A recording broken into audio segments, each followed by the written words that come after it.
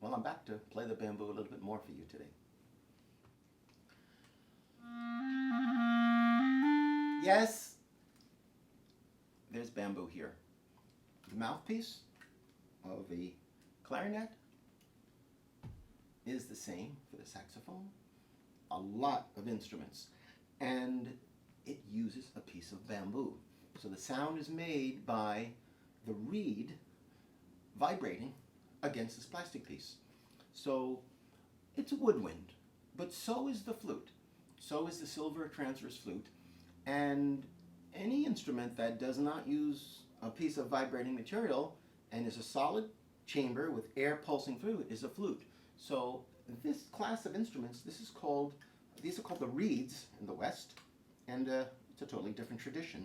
But there's something interesting about reeds that they don't really need this plastic piece.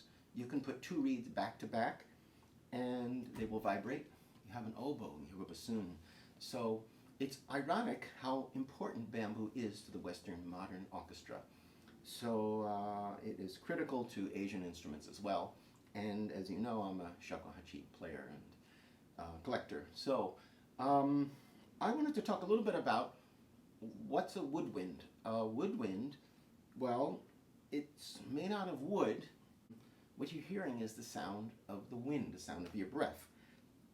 And of course, that's what a shakuhachi is. So, okay, this is a shakuhachi. It's a simple plastic pipe.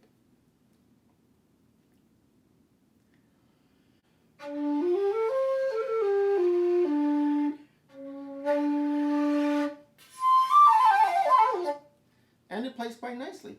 It's got 4 holes in the front, 1 in the back. It makes it a shakuhachi. It's a 1.8 shakuhachi. It's made out of plastic. In fact, it's made out of PVC plastic. You can get this at the hardware store for about $6 and make it yourself. I started making this one myself. I never finished it. It's 1-inch tubing. Okay. You just shave the edge. You've got a shakuhachi. And if you put holes in it, you pretty much can play music. But let's say you don't have the holes in it. What is it about the air column? The flute is simply, it doesn't have to have moving parts. A flute doesn't have a vibrating reed. So here's just what you can do with the vibrating column of air by blowing at different pressures.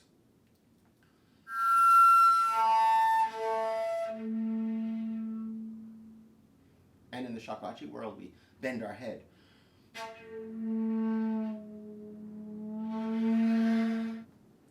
So without becoming a flute master, you can get some pipe from the hardware store and fool around. And it's really quite amazing. So what are we talking about? It means you are the instrument. It's not what you're holding. I think musicians know this after a while. They think they're going to buy any one of these amazing instruments. And it does inspire you to play and practice and perform. But you are the instrument, and it will disappear in your hands at some point, and that's a wonderful feeling. It becomes an extension of your body. And so what happened with the shakuhachi? Why didn't it? Well, of course, it eventually got holes, very ancient times. And in the ancient world, bamboo was everywhere. There's your original tube. Maybe somebody heard, maybe pre-human, maybe Neanderthal heard the sound of wind blowing over the grass, a broken shaft of bamboo, and that became a mystery. And maybe that's the source of the spiritual quality of the shakuhachi. But I'm not going to surmise. It's better to do some research on your own rather than hear me ruminating about my guesses. But take a look at the difference. So this is primitive and this is modern advanced? Not necessarily. It has no lacquer, no stone on the inside, nothing. But when you look at the direction it went in, here's a beautiful flute by GYOKSUI.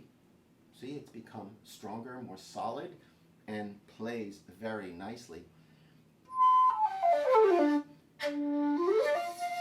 Dynamic range, but it does not have the volume and projection of modern instruments. Now, this is a D, and this is a B flat. It's much longer. But look at the similarities. the wood becomes thicker at the bottom. Here we have a bell at the bottom of the clarinet, and this breaks down, of course, as we all know. But some of the shakuhachis have a natural bell shape, and some of them, like Monty Levinson's, have a bell shape on the inside, even though the outside is fairly straight. So why in the West have we evolved to put keys on, and in the East evolved the other way? This came from China in the Tang Dynasty with 6 holes. That's 5 on the front and 1 in the back. And now it's only got 4. So the Japanese made it simpler, but also harder to play. But the intent was that there's a better sound quality, and that is what it's all about. And so the focus you need to master a difficult to play instrument is a lifetime journey, and it's not about becoming proficient and mastering it. It's not about that at all, because you'll find with shakuhachis, the further you go, the more you realize you really have a lot farther to go. Getting back to these holes, you know, there are 7-hole shakuhachis, and they add a couple little holes, maybe down here, maybe down here, to add those notes so quickly you can change the fingering and do the passage work better. In the West, what happened was the instrument was made easier to play because you can just move your fingers quickly rather than reach for halfway covering a hole, quarter way covering a hole, 2 fingers down, 1 finger up. All these complicated fingerings were eliminated by adding a few keys here, a few keys there. Over time, the clarinet, saxophone was invented by Arnold Sachs. He looked at the original clarinet, and he greatly improved the dynamic range, and he made it out of brass. So it's brass, but it's a woodwind because the saxophone has the reed in it. And so there's something different behind the scenes going on here. There's a different aesthetic.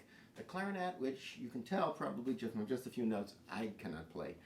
But you will be able to feel with a good player that it mimics the sound of a human voice, which is really wonderful.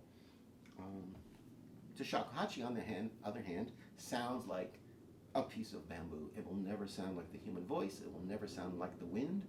But through hearing that, you imagine these other things.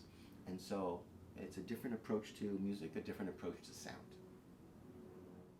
So is a shakuhachi a simple instrument? Is it a limited instrument? Because when you compare these two,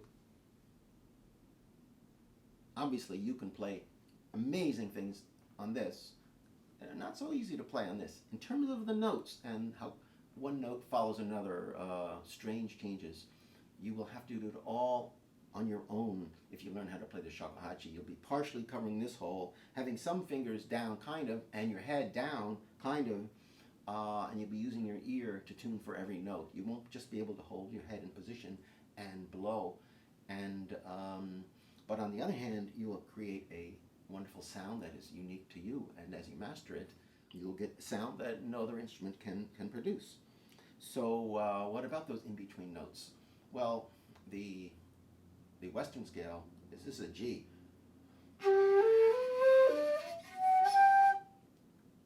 Okay, I had to move my head, I had to cover up, but it can be done. So what about all of those in-between notes?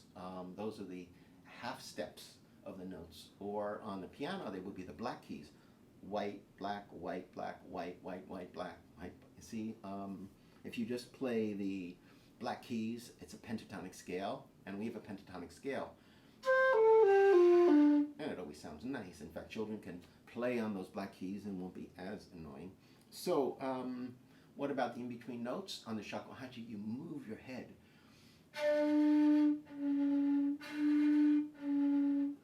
Right? But you can also partially cover a finger.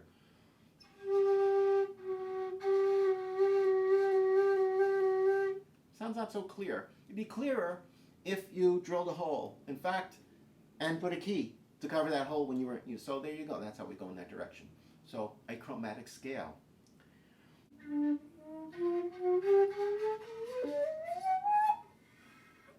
It can be done. So, I would say that start with Japanese music. It's wonderful, and see where that goes. It hit you in a place that's different if you're coming from the West. And I encourage you to start your shakuhachi adventure, and whenever you finally decide, today is the day. It took me about 10 years to decide today is the day. And I was playing a recorder, and I love that wooden sound, and I love the flute sound. The sound of air in the wood is wonderful. So good luck on your shakuhachi quest.